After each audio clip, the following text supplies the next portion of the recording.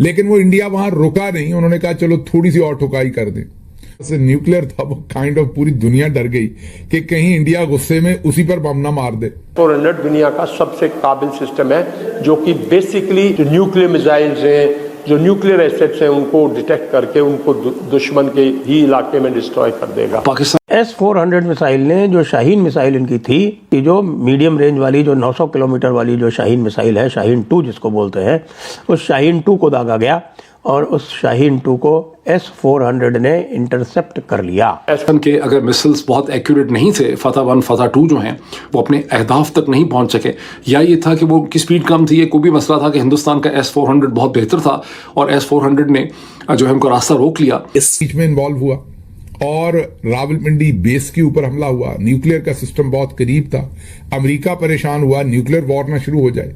तो जो मैंने आपको कहा था कि ये न्यूक्लियर वाला काम ही ना पाकिस्तान को बचाया है, लेकिन ये नहीं कि हमने न्यूक्लियर हमला करने की कैपेसिटी दिखाई या धमकी दी। की जो इमेजरी है सैटेलाइट के थ्रू, वो ये जरूर बताती है कि पाकिस्तान में नुकसान ज्यादा हुआ है।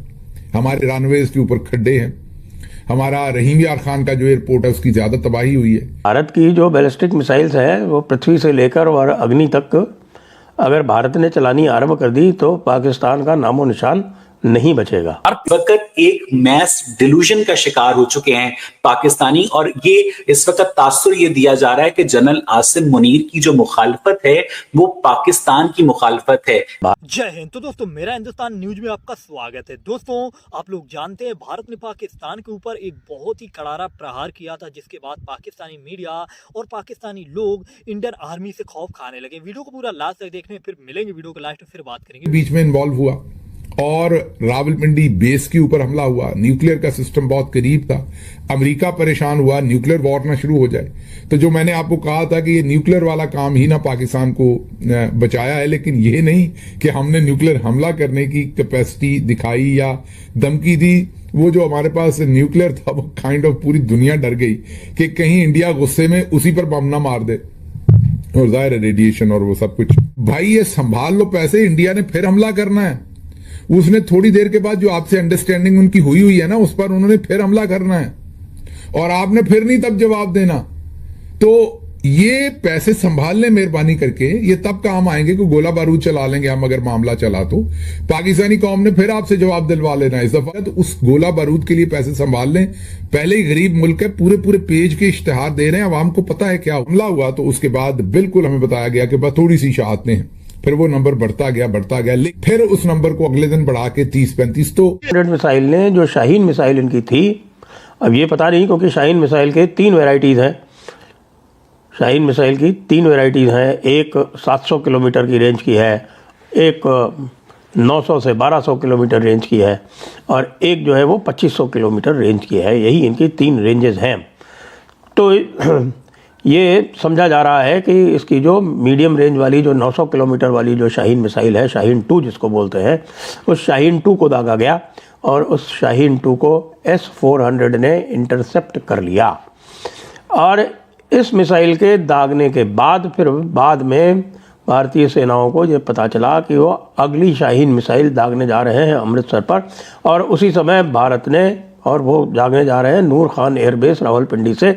उसी समय भारतीय सेना ने जो 11 एयरबेसेस थे वो उनको आधे घंटे के अंदर, 90 मिनट के अंदर, 1.5 घंटे के अंदर टारगेट करके नूर खान एयरबेस को भी डिस्ट्रॉय कर दिया, जिसके कारण उनकी जो भी लॉन्चिंग कैपेसिटी थी वो समाप्त हो गई और नूर खान एयरबेस का नूर ख़त्म हो गया। जब नूर खान एयरबेस का नूर ख़त्म हो गया, तब उसके बाद भारत ने ये बताने के लिए कि तुम्हारी जो ये न्यूक्लियर कैपेबल मिसाइल तुमने दागी दी जो शाहीन 2, उसका जवाब हमारे पास किस तरह से है। उसके बाद किराना हिल्स के ऊपर हमारी मिसाइल्स दागी गई, जिनको कहीं बताया जा रहा है कि वो ब्रह्मोस मिसाइल्स थी। यानी भारत ने तो अभी तक बैलिस्टिक मिसाइल्स चलाई ही नहीं है, और भारत की जो बैलिस्टिक मिसाइल्स हैं वो पृथ्वी से लेकर और अग्नि तक अगर भारत ने चलानी आरंभ कर दी तो पाकिस्तान का नामो निशान नहीं बचेगा।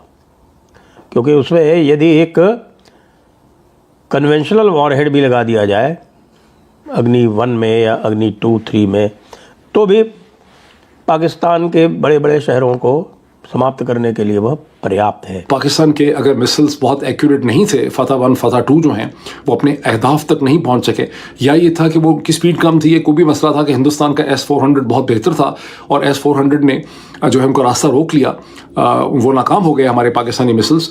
तो ज़ाहिर है ये एक हकीकत है जो समझने की ज़रूरत है। इसी तरह से कि पाकिस्तान का ग्राउंड सिस्टम बहुत इफेक्टिव नहीं था और हिंदुस्तान से स्कैल्प और हैमर और जो ब्रह्मोस क्रूज मिसाइल पाकिस्तान में मारे गए वो सारे के सारे अपने अहदाफ में पहुंच गए। तो ज़ाहिर है कि पाकिस्तान को एक थिंकिंग करनी पड़ेगी अपने सिस्टम को इंप्रूव करने के लिए कि हमने क्या करना है।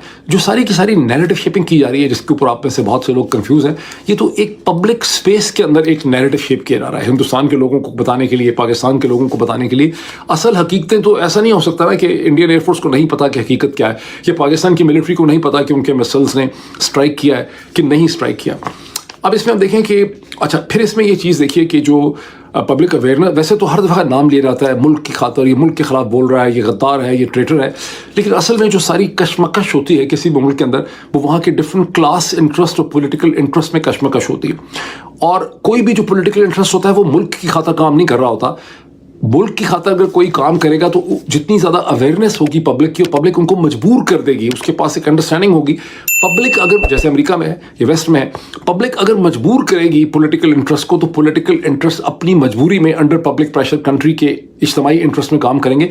अदरवाइज जो पॉलिटिकल इंटरेस्ट हैं, खा वो सियासी जमातें हों या ब्यूरोक्रेसीज हों या मिलिट्री हो या ताकतवर इंडस्ट्रियलिस्ट हों, वो मुल्क के लिए नहीं काम कर रहे होते, वो अपने लिए जो है वो काम कर रहे होते। एक इंडियन दोस्तों आप लोग जानते हैं भारत और पाकिस्तान के बीच में जो इस समय तनाव चल रहा है वो बहुत ही ज़्यादा चरम सीमा पर है। और दोस्तों इसी को लेकर के जो पाकिस्तानी लोग हैं वो भारत के खिलाफ कई प्रोपेगेंडा भी फैलाते रहते हैं। और आप लोगों ने देखा होगा सोशल मीडिया में भी भारत के खिलाफ बहुत ही ज़्यादा पाकिस्तानी लोग एक नैरेटिव चला रहे हैं। लेकिन ये नैरेटिव पाकिस्तानियों का काम नहीं कर रहा है, क्योंकि भारत की जनता और दुनिया पाकिस्तान के बारे में अच्छे से जानती है कि पाकिस्तानी कितना ज़्यादा झूठ बोलते हैं। वहीं पाकिस्तान की तरफ से खुद लोग इंटरव्यू दे रहे हैं और खुद बता रहे हैं कि भारत ने किस तरह का हमला किया था और हमें क्या कैजुअल्टी मिली है। और साथ ही भारत के अंदर जो हमने शाहीन मिसाइलें भेजी थी उन मिसाइलों का भारत ने सेकंडों के अंदर तबाह कर दिया। और भारत ने इन मिसाइलों को ही नहीं बल्कि ड्रोन्स और बड़े बड़े जो हमारे पाकिस्तान के जो हथियार थे उनको गिरा दिया। और साथ ही चाइना के जो फाइटर जेट थे, यूएसए का फाइटर जेट था,